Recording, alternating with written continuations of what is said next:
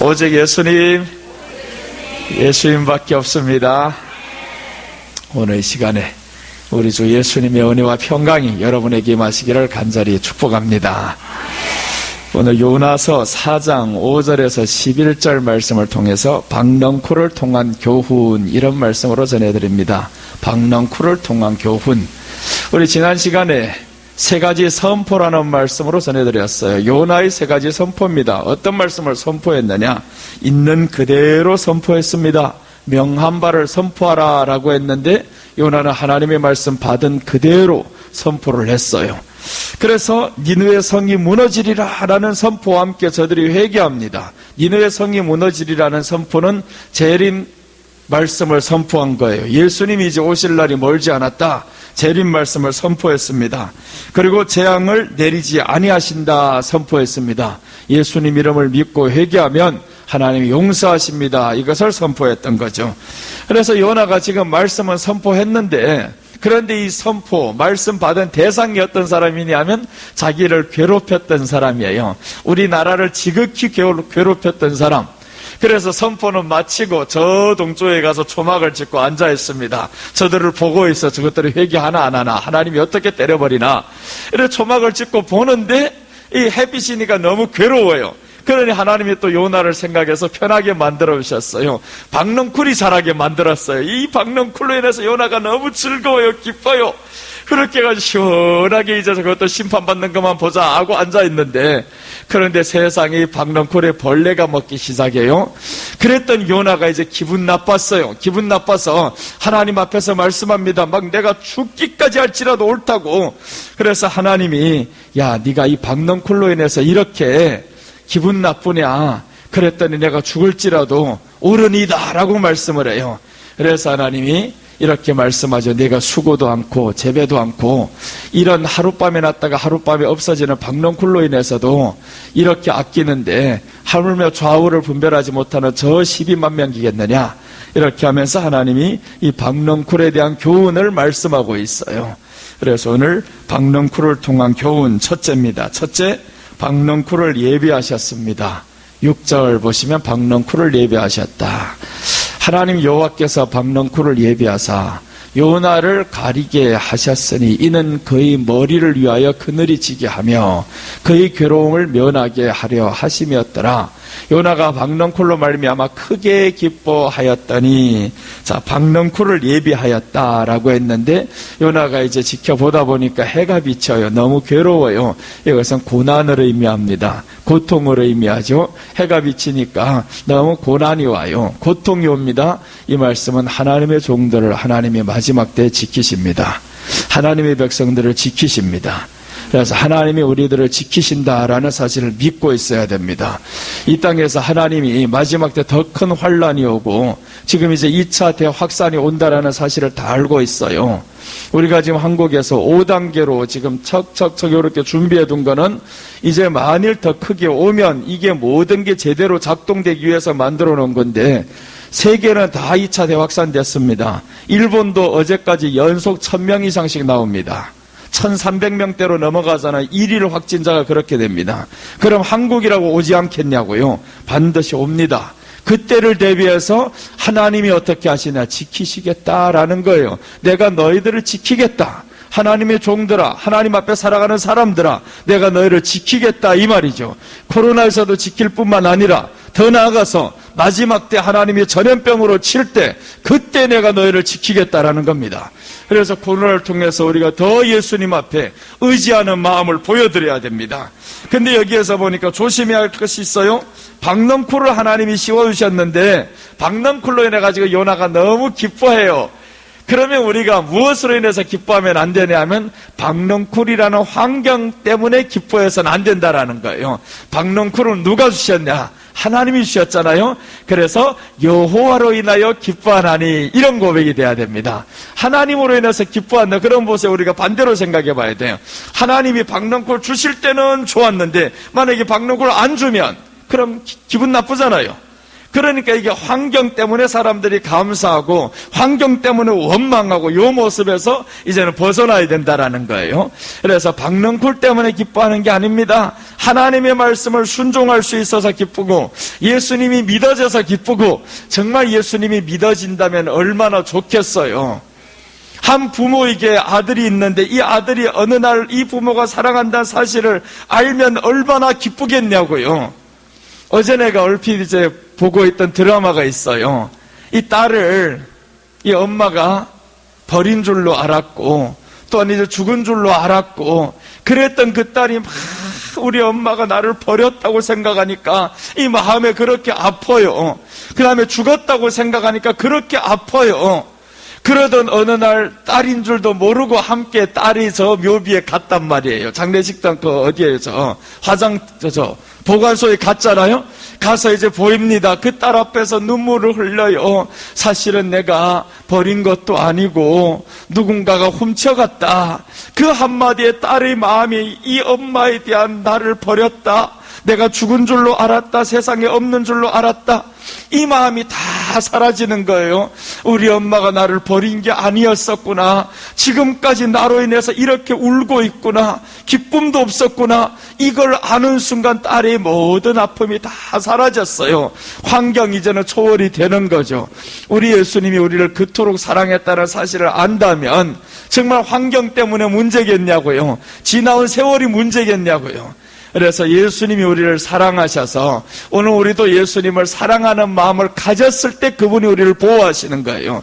그래서 환경 때문에 울고 웃고 이제는 초월이 안 된다라는 거예요. 예수님이 말씀했죠. 너희들이 왜 기뻐하나? 슬퍼하지 말라, 금식하지 말라. 신랑을 빼앗길 날이 이르리니 그때는 금식하라 라고 하잖아요. 신랑을 빼앗길 날이 온다. 너희들이 믿음이 약해지는 것으로 인해서 슬퍼하라는 거죠. 믿음이 약해지면 결국 환경 때문에 원망합니다. 환경 때문에 좋아합니다. 이게 다 예수님과 상관없는 일인데, 오늘 요나가 보니까 하나님이 보호하시는데 조심해야 될 것은 바로 박넝쿨을 예비하신 하나님으로 인해 기뻐해야 되는데 박넝쿨 때문에 기뻐했다라는 거죠. 이제 창세기 21장 5절에 보면 비슷한 내용이 나오는데 정반대의 사람이 나옵니다. 아브라함이 그의 아들 이삭이 그에게 태어날 때 백세라. 사라가 이르되 하나님이 나를 웃게 하시니 듣는 자가 다 나와 함께 웃으리로다. 사라는 이 아들을 보면서 웃지 않았어요. 물론 이제 웃었겠죠. 좋아했겠죠. 그런데 더 중요한 것은 사라는 하나님이 나를 웃게 하십니다 라고 바로 초점을 하나님께 맞춰버렸어요. 예수님께 초점을 맞췄다 이거죠. 예수님이 나로 웃게 하십니다. 이게 중요한 겁니다. 그래서 코로나의 사태가 있어도 예수님이 나를 웃게 하십니다, 예수님이 지키십니다, 이런 믿음으로 한번 갑시다. 반드시 예수님이 지킵니다. 어려워도 지킬 거고요. 지금 더 큰 어려움이 와도 예수님이 지킬 거예요. 그러니까 우리가 예수님이 지킨다는 그 믿음, 오늘 요나를 통해서 보니까 박넝쿨을 준비하잖아요. 아니 거기 어디 박넝쿨이 있어요. 그런데 하나님이 하루아침에 나게 하셨어요. 하나님의 보호하심이 이렇게 급속도로 임한다라는 거예요. 급속도로 하나님의 보호하심이 임하니까 우리가 그분이 우리를 지킨다라는 사실을 믿고 나아가야 됩니다. 누가복음 21장 17절 18절 19절 보시면 또 너희가 내 이름으로 말미암아 모든 사람에게 미움을 받을 것이나 너희 머리털 하나도 상하지 아니하리라. 너희의 인내로 너희 영혼을 얻으리라 라고 말씀했어요. 모든 사람에게 미움을 받습니다. 예수님의 이름 때문에 미움을 받아요. 근데 그날이 와야 됩니다. 예수님의 이름 때문에 미움을 받는 일이 뭐냐 하면 예수님의 이름을 끝까지 의지하잖아요. 믿는단 말이에요. 예배 드린단 말이에요. 그러니까 미움을 받는 거죠. 오늘날 사람들이 예수님 믿음, 사람들 물어보는 말이 있잖아요. 전에는 교회 갔다 왔냐고. 아니 교회 갔다 오면 코로나냐, 이게 코로나 발원지가 교회인 줄로 알고 말한단 말이에요. 그러면 이제 교회 갔다 왔다나 예배 드리고 왔다, 그러면 사람들이 막 싫어하고 외면하고 그런다. 막 예수님의 이름 때문에 미워할 날이 옵니다. 그래도 저들이 하나도 상하지 못합니다. 하나도 상하지 못하도록 하나님이 지켜주십니다. 이제 코로나가 2차 대확산 해봐봐요. 전보다 상상 못합니다. 일본에서 1000명대로 넘어가고 프랑스에서 4만 명대, 어제 미국은 12만 명 됐습니다. 점점 올라가고 있어요. 유럽 전체가 다 확산됐어요. 지금 유럽은 왜 확산됐냐 하면 경계선이 없습니다. 경계선이 없다 보니까 서로 막 넘어다니다 보니까 이게 막 확산세가 엄청나 버리잖아요. 그런데 우리 가까이에 사는 저 일본도 1300명, 중국도 재확산, 다 재확산된다고 하잖아요, 지금. 그러니까 초긴장하고 있어요. 그럼 우리도 이렇게 재확산되지 말라는 법이 없단 말이에요. 그저께까지 145명까지 올라갔다 89명으로 지금 떨어지긴 했어요. 그런데 검사한 숫자를 봐봐요. 얼마 하는가? 500명에서 89명이 나온 거예요. 검사한 숫자가 너무 적어요. 적게 검사를 했으니까 적게 나오는 거 당연한데, 이제 월요일이 지나고 화요일이 지나고 점점 이게 확산세가 많아지고 하면 결국은 또다시 교회를 향해서 1.5, 2단계, 2.5 들어갑니다. 그럼 또다시 이제 난리가 나겠죠. 2.5단계까지 들어가면 교회 안에서 20명 이상 예배를 못 드리게 하고, 그러면 가족들이랑 혹시라도 이제 주변 사람들 그러죠. 야, 교회 가지 말라, 교회 가지 말라. 또다시 교회가 발원지로 사람들이 생각하게 됩니다. 사실 아닌데, 발원지가 아닌데. 교회보다 얼마나 사람 많은 곳이 많아요. 우리가 식당에 가서 밥 먹는 게 안전할까요? 교회에서 먹는 게 안전할까요? 사실은 교회에서 먹는 게 더 안전해요. 식당 가 먹는 것보다. 그런데 사람들은 교회에서는 먹지 말라고 하는데 식당 가서는 마음대로 먹게 만든단 말이에요. 이렇게 해서 아무튼 어떻게 됐든 간에 예수님의 이름 때문에 핍박받는 건 사실이에요. 그럴 때 하나님이 지키시겠다라고 말씀합니다. 너희 머리털 하나도 상하지 아니하리라 라고 했어요. 나는 그저께 감기 기운이 살짝 있어가지고 야, 이게 코로나가 왔냐? 근데 없어졌어요. 또요. 그 이튿날에 소금 가득 퍼먹고 해가지고 다 없어졌어요. 그 전날에 누구를 봤는데 감기 기운 있는 그 목사님이 식사 대접한다고 해가지고 가서 먹었는데, 이튿날에 보니까 막 으쓱으쓱해요 이게. 우리 언제요? 화요일날 되게 추웠잖아요. 화요일날 추워가지고 나는 그다지 낮에까지 안 추웠어요. 그쪽은. 그래서 밤에 이제 철야 예배 인도하러 나가야 되는데 이대로 입고 나갔단 말이에요. 이야, 이게 추운데 밤에는 대성전에서 설교를 해요. 그러니까 내가 있는 데서 좀 멀어요.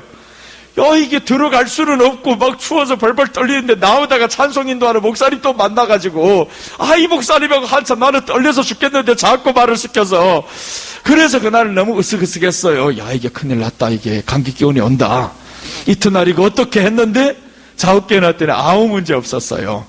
참 하나님이 지키시고 또한 인도하실 겁니다. 그러니까 마지막 때에도 우리 몸을 하나님이 지키셔야 됩니다. 하나님이 우리 몸을 지키셔야 되고, 코로나 지금 물론 이제 위험하긴 해요. 그러나 하나님이 지키시면 이길 수 있습니다. 하나님이 지키신다. 너희 머리털 하나도 상하지 않게 하신다라고 했습니다. 오늘 요나를 지키신 하나님께서 마지막 때 우리도 지키십니다. 계시록 11장은요, 두 증인이 마지막에 순교하는 장면인데 하나님이 어떻게 지키시는가 봐요. 만일 누구든지 그들을 해하고자 하면 그들의 입에서 불이 나와서 그들의 원수를 삼켜버릴 것이요, 누구든지 그들을 해하고자 하면 반드시 그와 같이 죽임을 당하리라. 이렇게 하나님의 종들을 마지막에 지키시고, 그럼 하나님의 종들 지키신다라는 거 왜 지키냐? 종들을 그의 백성들 때문에 지킵니다. 목사 너 혼자 때문에 지키는 게 아니라는 거예요. 네가 지켜야 될 백성들이 있으니까 성도들 때문에 하나님이 마지막 때 주의종을 지키십니다. 그래서 이제 마지막 때는 주의종과 목사님들, 성도님들이 하나가 돼야 됩니다. 하나가 돼서 똘똘똘 뭉쳐있으면요, 교회가 무너질 일도 없어요. 교회가 무너지면 주의종도 무너지고 성도도 다 무너집니다. 그러니까 오늘 여기에서 마지막 때는 더 하나가 돼야 되는데, 이 코로나로 인해 가지고 하나를 되는 거 막아버리잖아요. 예배 드리는 거 막아버리고 모이지 못하게 하고, 그런데 멍청한 것들이 드리지 말라고 하니까 집에서 있으면서 헌금도 안 하고 있어요. 예배는 드리는데 헌금도 안 하고 있어요. 그건 교회가 죽는다 이 말이죠. 얼마 지나가자면 교회가 죽는다. 그래서 교회들이 지금 경매 많이 나오잖아요. 교회를 전놨는데 너무 그러니까 부담스럽게 하지는 말아야 되는데 너무 크게 한 것도 문제였어요. 그러니까 성도들이 지금 교회를 못 나오고 있고, 또한 이제 못 나오면 헌금이라도 해야 되는데 헌금도 안 해요. 그러다 보니까 교회는 다 문을 닫습니다. 그럼 결국에 점점 다 죽어요. 그 목사도 죽고 성도도 죽고 다 죽는 일만 남았어요. 그러니까 마지막 때 저렇게 하나님의 종들이 입에서 그런 불이 나올 수 있는 말씀이 있어야 됩니다. 이 말씀이 있으면 하나님이 반드시 지키십니다. 그래서 오늘 그들을 해하고자 하면 반드시 그와 같이 죽임을 당하리라 라고 말씀을 해요. 하나님이 우리를 코로나 환난 속에서도 지키십니다. 이후에 더 큰 환난이 이제 오더라도 하나님이 지키십니다. 자, 이게 오늘 요나를 통해서 박넝쿨을 통한 교훈이었습니다. 박넝쿨을 준비했다라고 했습니다. 자, 그리고 둘째입니다. 박넝쿨을 통한 교훈 둘째는 박넝쿨을 갉아먹게 하셨습니다. 7절 보시면 하나님이 벌레를 예비하사 이튿날 새벽에 그 박넝쿨을 갉아먹게 하시며 시드니라. 아니, 박넝쿨을 준비했다가 박넝쿨을 갉아먹게 만들었어요. 하나님이 보호하셨다가 또 이제 갉아먹게 만드셨어요. 그럼 이 말씀이 뭘까 하는 거예요. 이 갉아먹게 하신 상황은 언제냐면 요나가 말씀을 선포하고 초막을 셋을 짓고 거기 가서 앉아있을 때예요. 지켜보고만 있을 때, 일을 안 하고 있을 때, 아무것도 안 하고 있을 때입니다. 그럼 이 말씀은 일을 하지 않을 때 하나님이 매를 대십니다. 일을 하지 않을 때, 마지막 때가 되면 더 일을 해야 되는데 일을 안 하면 하나님이 매를 대시겠다 이거예요. 그래서 오늘 박넝쿨을 갉아먹게 하시면 깨달아야죠. 내가 지금 일을 하지 않고 있구나. 일을 하면 이런 일이 없을 건데 일을 안 하고 가만히 있어요. 그러면 이제 문제가 되는 거죠. 어려울 때일수록 먼저 준비를 다 해놓은 사람은 이 코로나 시기에 우리가 돈이 있으면 뭐가 그렇게 두렵겠어요. 돈이 없는 사람들이 문제고, 돈이 왜 없어요? 그 전에 모아둔 게 없으니까 그렇지, 일을 안 했으니까 없는 거지. 그래서 오늘 이 갉아먹게 했다라고 하는 것은 일을 안 할 때 하나님이 매를 대십니다. 일을 안 하는 것, 이제 한번 달란트 비유를 통해서 보겠습니다. 1달란트 받은 사람이 있어요. 5달란트, 2달란트, 1달란트 받은 사람이 있는데 둘과 다섯은 나가서 열심히 일해서 그것을 다시 모아왔어요. 주인께 드렸습니다. 1달란트 받은 사람은 땅속에다 감추어뒀어요. 감추어두신 이유가 뭐냐? 없어서 안 한 게 아닙니다. 일을 안 한 게 없어서 안 한 게 아니었어요. 이 사람은 하기 싫고 생각이 틀렸다라는 거예요. 하기 싫다. 1달란트 받았는데 하기 싫다 이거예요. 하나님, 일을 하기 싫다. 그러면 하나님이 지킬 수가 없습니다. 심판을 받아요. 마태복음 25장 24절 보면 생각이 또한 틀렸어요. 자, 보시면 1달란트 받았던 자는 와서 이르되 주인이여, 당신은 굳은 사람이라. 심지 않은 데서 거두고 해치지 않은 데서 모으는 줄을 내가 알았으므로, 이게 바로 주인에 대한 오해였어요. 주인에 대한 오해는 예수님에 대한 오해였단 말이에요. 우리가 아무것도 안 하는데 주님이 지켜주리라 생각을 해요. 믿음도 없는데 하나님이 지켜주리라 생각합니다. 하나님이 어떠한 사람을 주느냐? 2달란트, 5달란트 일하는 사람이었어요. 주신 거 활용하는 사람이었습니다. 가만히 있는 사람 아니에요. 달란트라는 건 은사, 믿음이었어요. 믿음을 주셨는데 하나님이 이 믿음을 활용해서 일을 해야 됩니다. 그렇게 해서 저 사람이 오해를 냈어요. 가만히 있어도 하나님이 지켜주시겠지. 두려워하여 나가서 당신의 달란트를 땅에 감추어 두었나이다. 보소서 당신의 것을 가지셨나이다 라고 말씀합니다. 주인에 대한 잘못된 이해가 굳은 사람이라 이렇게 말씀해요. 하나님이 내게 안 주셨다 이거죠. 굳은 사람이다. 그리고 심지 않은 데서 거둔다고 합니다. 저 사람이 심지 않은 데서 거두고 해치지 않은 데서 모으는 것을 내가 알았으므로, 아니 심지 않은 데서 어떻게 거둡니까? 이게 완전한 주인에 대한 오해였어요. 그래서 이제 저 고린도후서 9장에 보면 너희가 심는 대로 거둘 것이요 라고 했는데 이 사람은 심지 않은 데서 거둔다고 말씀해요. 그것도 누가 그렇게 할 줄 알았냐? 주인이 그렇게 한대요. 주인이 심지 않은 데서 거둔다고. 이렇게 주인에게 오해를 하고 있는 사람들이 있단 말이에요. 하나님에 대한 오해, 이런 오해 때문에 결국 일을 하지 않으면 하나님이 매를 대십니다.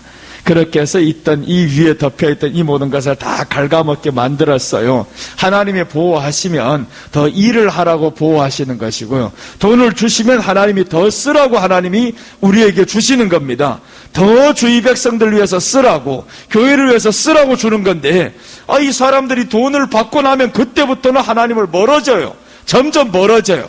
그러면 하나님이 다 빼앗아갑니다. 오늘 이 사람에게 주었던 저 돈을 다 빼앗아가잖아요. 그래서 우리가 받았던 것을 하나님 앞에 정말 명심해야 됩니다. 빼앗기는 사람이 없으시기 바랍니다. 한 사람도 빼앗기는 사람 없고, 둘 받았으면 넷을 남겨야 되고요. 더 많이 남기는 사람이 돼야 됩니다. 그래서 우리가 정말 시초에도 기도를 했잖아요. 하나님 복을 주세요. 복을 주세요. 하루하루 살아가면서 점점 가난해지면 안 된다 그 말이에요. 가난해지지 말고 점점 배로 넘쳐나는 사람들이 돼야 됩니다. 정말 배가 돼야 되고 더 배가 돼야 되고, 10년이 지났는데 가정이 더 어려워져요. 삶이 더 어려워져요. 문제가 있다. 땅속에 파묻었다 그 말이죠. 일을 안 했다. 하나님을 오해했다. 이 말씀인 겁니다. 심지 않은 데서 거둔 줄로 아니까 이렇게 되는 거예요. 우리 10년 전에 어땠어요? 우리 교회가 어려웠잖아요. 10년이 지나 오늘날 보세요. 부유해졌잖아요. 그러니까 왜 그래야 되냐? 자꾸 심었단 말이에요. 우리는 어려워도 심었고요, 또 심었고 또 심었고, 그렇게 하다 보니까 하나님이 이렇게 만들어 주십니다. 그래서 반드시 보니까 2배는 남겼어요. 2달란트는 2를 더 남겼고, 5달란트는 또 5을 더 남겼고, 그렇게 했는데 하나님이 부지런히 하나님 앞에서 일하는 사람들 정말 하나님이 채워주십니다.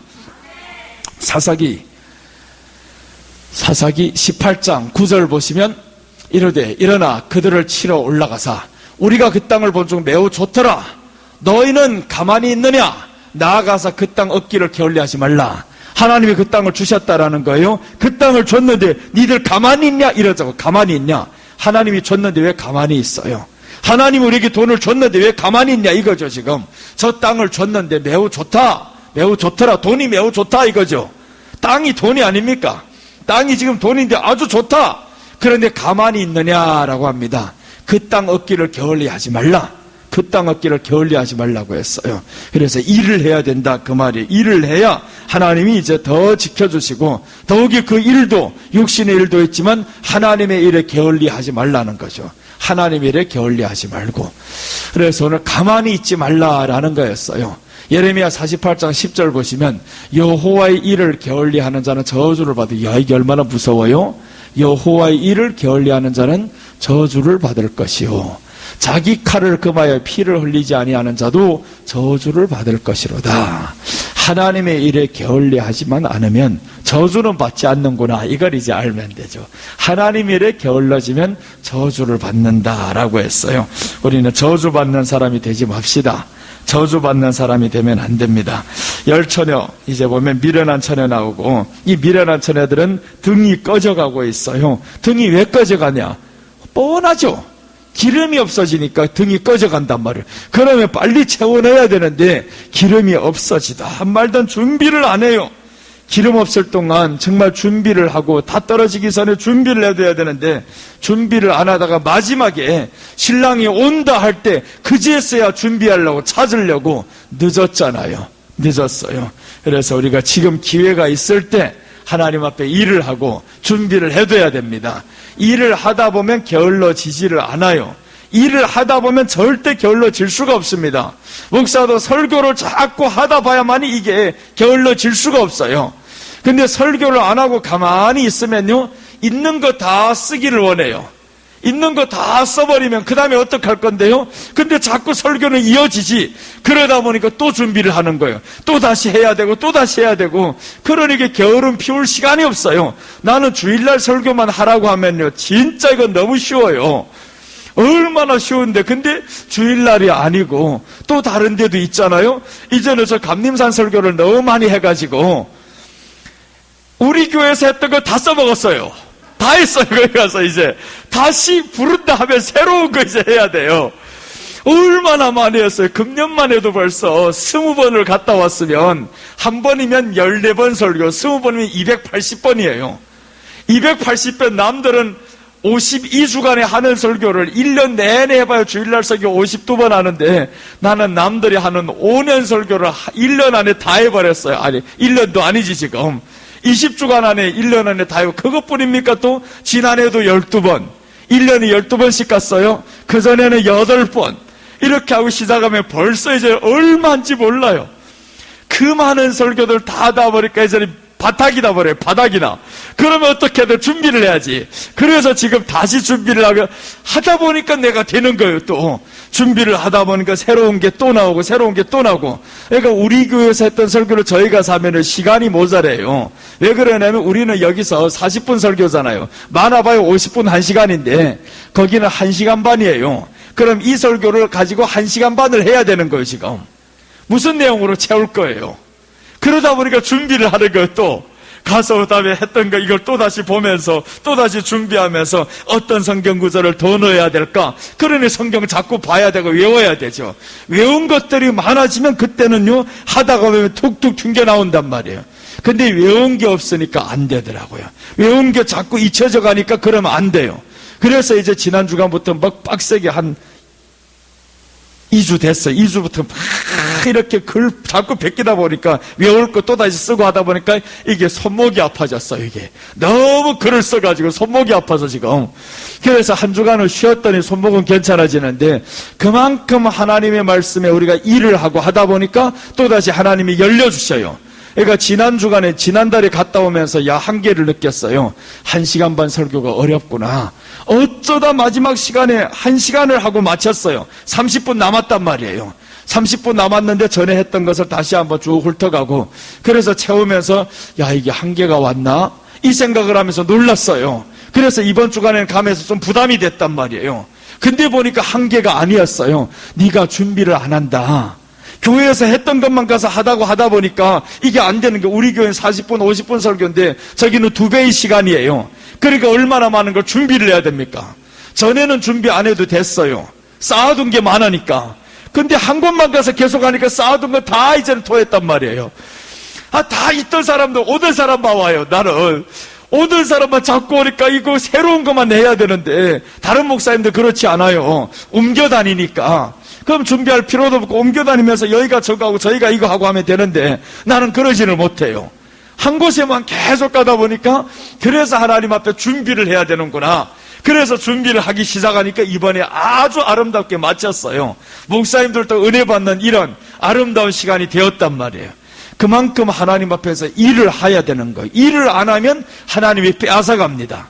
그래서 오늘 이 박넝쿨을 통한 교훈을 보면, 박넝쿨을 갉아먹게 하셨더라라고 하는데, 일을 안 하면 하나님께서 빼앗아가시고 매를 대시겠다라는 거예요.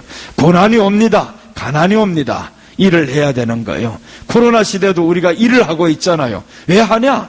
일을 안 하면 어려워진단 말이에요. 삶이 어려워지고. 그래서 더 이제는 우리가 마지막 때를 위해서 일을 더해서 더 모아둬야 됩니다. 더 모아. 남들은 모으지 말라고 하는데 우리를 모으라 그래요. 코로나 때 보니까 모으는 사람이 이게 이기는 거예요. 돈이 없으면 이때 일을 못하다가, 여러분 우리가 10달 동안 일을 못한다 생각해봐요. 모아둔 돈이 있으면 걱정이 안 됩니다. 모아둔 돈이 있으면 걱정 안 되는데, 모아둔 게 없으니까 자꾸 새 나가요. 바닥이 나요. 그러니까 걱정스러운 거예요. 교회도 빚 많으면 걱정스러워요. 빚 없으면 걱정스럽지 않잖아요. 그래 우리가 코로나가 터질 때 보세요. 빚을 많이 갚았잖아요. 코로나 터져도 걱정 없잖아요. 절반 나가도 걱정 없잖아요. 물론 이제 안 되지, 나가면. 절반이 나갔던 사람들 다 와야 되겠죠. 이제 새로운 사람들 와야 되고. 그렇게 해도 보세요. 얼마 남지 않아도 그래도 걱정 없는 이유가, 우리끼리만 해도 넉넉히 감당이 된다 이거예요. 넉넉히 감당이 된다. 그러니까 돈에 대해 신경 안 쓰게 됩니다. 그래 우리가 감당하는데, 쉽게 할 수 있는데, 그러니까 당당해지는 거예요. 하나님 정말 일을 해야 되네요. 일을 해야 되네요. 그러니까 준비한 사람들은 마지막에 이길 수 있어요. 이제 우리가 준비합시다. 믿음으로 준비해야 되고, 하나님의 일에 게을리하지 말아야 되고, 육신의 일에도 또한 게을리하지 말아야 됩니다. 할 수 있는 대로 계속 하셔야 돼요. 자, 오늘 박넝쿨을 통한 교훈, 첫째는 박넝쿨을 통한 교훈에서 종들을 하나님이 환난에서 보호하신다라고 해서, 환난에서 보호하신다. 박넝쿨을 그 위에다 준비하셨고, 또한 박넝쿨을 갉아먹게 하셨습니다. 일을 하지 않을 때 매를 대십니다. 셋째입니다. 박넝쿨을 통한 교훈 셋째, 네가 수고도 하지 않는 박넝쿨을 아꼈다 하십니다. 10절입니다. 여호와께서 이르시되 네가 수고도 아니하였고 재배도 아니하였고 하룻밤에 났다가 하룻밤에 말라버린 이 박넝쿨을 아꼈거든. 하룻밤에 났다가 하룻밤에 없어지는 박넝쿨을 아낀다라고 했어요. 그러면서 이제 하나님이 이 사람에게 말하죠. 하물며 저 니느웨 백성들라고 말씀하면서, 저 니느웨 백성들은 생명, 좌우를 분별하지 못하는 사람이 12만 명이다. 이 12만 명을 내가 아끼는 게 합당하지 않겠느냐라고 하는데, 여기에서 그러면 한 가지 생각해 봐야 될 바가 있어요. 왜 그 사람들 좌우를 분별하지 못했을까? 그 12만 명 되는 사람들 왜 좌우를 분별하지 못했을까 이거죠. 결론을 보면 알리잖아요. 요나가 말씀을 선포하고 났더니 사람들이 회개합니다. 그러면 좌우를 분별하지 못하는 사람들 이유는 뭐냐? 말씀 선포하는 사람이 없었다 그거예요. 말씀이 없으니까 분별하지 못하는 거예요. 말씀의 선포가 이렇게 중요하다. 그래서 하나님이 오늘 12만 명을 아낀다라고 했는데, 하나님은 알아요. 네가 말씀만 선포하면 저들이 돌아온다, 회개한다. 그러면 여기에서 하나님이 아꼈다라는 이 말씀은 회개한 백성, 회개한 생명을 아끼시는 하나님임을 의미합니다. 하나님께서 박넝쿨을 통한 교훈을 보면서 내가 수고도 하지 않은 이 박넝쿨을 아꼈다라고 했는데 하나님은 회개한 생명을 아끼십니다. 회개한 생명을 아끼셨어요. 누가 회개할 수 있냐? 죄에 대해서 깨닫는 사람입니다. 죄에 대해서 깨닫는 사람, 이런 사람이 회개할 수가 있어요. 전혀 죄에 대해 깨닫지 못하는 사람은 회개 못합니다. 하나님이 찾아 나서지도 않았어요. 저 탕자 비유에 대해서 보면 탕자가 아버지를 이제 배신하고 떠나갑니다. 아버지 내게 돌아올 분깃을 주세요. 이래가지고 떠나갔어요. 그러던 어느 날 탕자가 깨달아요. 이 마음에 죄를 졌다. 우리 아버지 집에 풍족한 것이 많은데, 그렇게 하면서 아버지께로 돌아옵니다. 아버지는 기다리기만 하잖아요. 그런데 하나님이 회개하는 백성은 반드시 기다리셔요. 기다리는 그 마음을 보여주면서 아들이 오니까 너무 기뻐하죠. 그래 오늘 이 니느웨 백성들이 바로 이런 탕자 같은 사람들이죠. 말씀을 듣고 회개하니까 하나님이 좋아하셨어요. 기뻐하셨어요. 이제 11절 보시면 하물며 이 큰 성읍 니느웨는 좌우를 분별하지 못하는 자가 12만여 명이요 가축도 많이 있나니 내가 어찌 아끼지 아니하겠느냐 하시니라. 이렇게 하나님이 회개하는 사람들을 기뻐하셨어요. 이 사람들 다 회개를 해서 말씀을 듣더니 금식을 선포하고 하나님을 믿고 이제 베옷을 입고 회개를 했단 말이에요. 자기들의 추악한 모습을 회개하는 저들의 모습이었어요. 예수님이 이렇게 말씀합니다. 저 마태복음 18장 20절에 보시면 예수님께서 이르시되 여우도 굴이 있고 공중에 새도 거처가 있으되 인자는 머리 둘 곳이 없다 하시더라. 제자 중에 또 한 사람이 이르되 주여 내가 먼저 가서 내 아버지를 장사하게 허락하옵소서. 예수님께서 이르시되 그들이 죽은 자들을 장사하게 하고 너는 나를 따르라 하시니라. 여기서 제일 중요한 포인트는 죽은 자가 가서 죽은 자를 장사하게 하라는 거예요. 저 죽은 자들 가서 죽은 자를 장사하게 하라. 그런데 너는 나를 따르라 라고 했어요. 그러면 너는 누구냐? 말씀을 들어야 할 사람들이에요. 말씀을 들어야 할 사람들은 하나님이 살아있는 자로 본 겁니다. 그러니까 우리는 말씀을 듣고 저 죽은 자의 행실을 말씀을 따르지 않는 사람들이라는 거죠. 그러니까 네가 지금 아버지를 장사하려고 가겠다라는 거는 이건 죽은 자의 행실이다라는 거예요. 너는 지금 살았다. 말씀을 쫓아야 된다. 말씀을 더 우선순위를 놔야 된다. 그렇게 해서 너는 나를 따르라 라고 말씀을 했어요. 아담과 하와를 보면 이 사람들이 범죄를 합니다. 하나님 앞에 범죄를 하는데 숨잖아요 가서. 근데 왜 숨었냐 봤더니 이렇게 말씀합니다. 하나님 우리가 벗었음으로 두려워하여 숨었나이다. 벗었다라는 거예요. 벗었다라는 건 내 죄를 보는 겁니다. 벗었으니까 죄에 대해서 이거 어떻게 죄를 아는 사람, 내 죄가 무엇인지 아는 사람이었어요. 그러니까 어떤 옷이 필요하냐? 하나님이 입혀주시는 그 옷이 필요하고, 이 덮었으니까 벗었으니까 항상 숨어 있어야 돼요. 그래서 무화과나무로 이렇게 자꾸 엮어 입으려고 했는데 하나님이 저들에게 옷을 갈아입혀 주셨어요. 양의 옷을 갈아입혔단 말이에요. 가죽 옷을 갈아입혔습니다. 그럼 이 말씀은 죄를 아는 사람들, 죄를 회개하는 사람들 하나님이 용서하시고 찾아옵니다.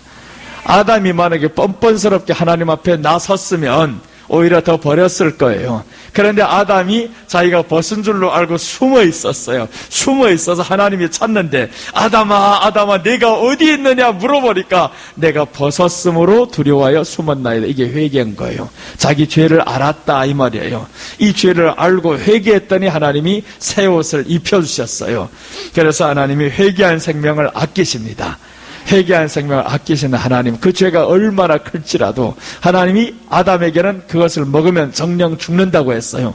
죽는 죄를 졌다 할지언정 회개한다면, 하나님 내가 죄인이라는 것만 인정하고 주님이 필요로 한다면 그러면 하나님이 용서하십니다. 그래서 하나님은 용서받지 못할 죄가 없어요. 그 하나님 앞에는 어떠한 죄도 하나님이 다 용서할 수 있습니다. 나오지 않아서 그래요. 나오지 않아서. 나오기만 하면 용서받는데. 그래서 오늘 세 가지 말씀을 드렸어요. 박넝쿨을 통한 교훈. 박넝쿨을 하나님이 예비하셨습니다. 이 말씀은 주의 종들을 환난에서 보호하십니다. 박넝쿨을 통한 교훈 둘째, 박넝쿨을 갉아먹게 하셨습니다. 일을 하지 않을 때 매를 대십니다. 일을 하지 않으면 안 됩니다. 일을 해야 됩니다. 매 맞기 싫으면 일을 해야 되는 거예요. 자, 셋째, 네가 수고도 하지 않은 박넝쿨을 아꼈다고 요나가 말했어요. 그런데 회개한 생명을 하나님이 아끼신다, 이런 뜻입니다. 회개한 생명을 하나님이 아끼십니다. 그래, 오늘 세 가지 말씀을 드렸는데 이 세 가지 말씀을 통해서 오늘 우리 하나님 앞에서 기도하겠습니다.